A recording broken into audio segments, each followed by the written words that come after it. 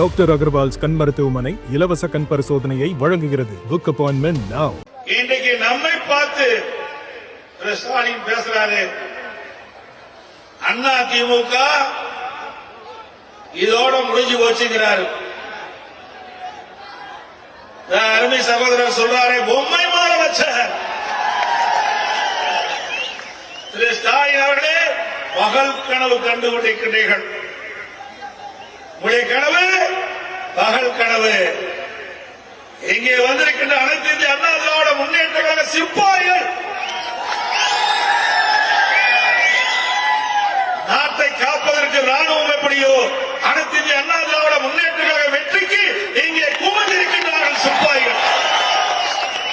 நடைபெறுகின்ற 2026 நடைபெறுகின்ற சட்டமன்ற தேர்தலில் அனைத்து இந்திய அண்ணா திராவிட முன்னேற்ற கழகம் அதிக இடைவெளியில் என்று தனிப்பெரும் கட்சியாக ஆட்சி அமைக்கும். நமக்கு கூட்டணி பலமான கூட்டணி அமையும், கவலைப்படாதீங்க. முதல் கட்டமாக பாரதிய ஜனதா கூட்டணி அமைச்சிருக்கிறோம். அதுல கூட ஸ்டாலின் பேசுகிறான், சட்டமன்றத்தில் பேசுறான். ஐயோ, ஏன் பாரதிய ஜனதா கட்சியோட கூட்டணி வச்சுட்டீங்களே? நாங்க யாரோட கூட்டணி வச்சா உனக்கு இல்லையா கவலை? சொன்ன மாதிரி தம்பி சொன்ன மாதிரி பயம் வந்துட்டது.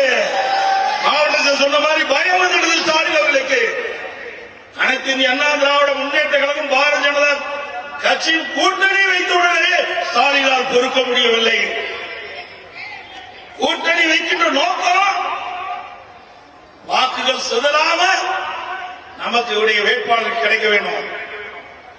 திமுக என்ற தீய சக்தி மக்கள் விரோத அரசை அகற்றப்பட என்பதற்காக நாம் கூட்டணி வைக்கின்றோம்.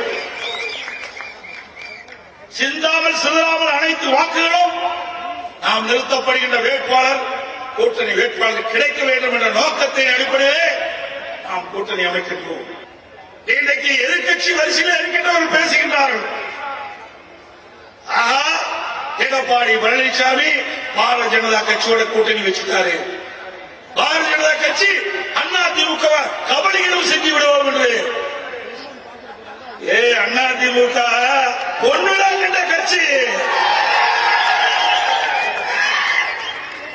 அண்ணா திமுக சுமார் 31 ஆண்டு காலம் தமிழகத்தில் ஆட்சி புரிந்த கட்சி.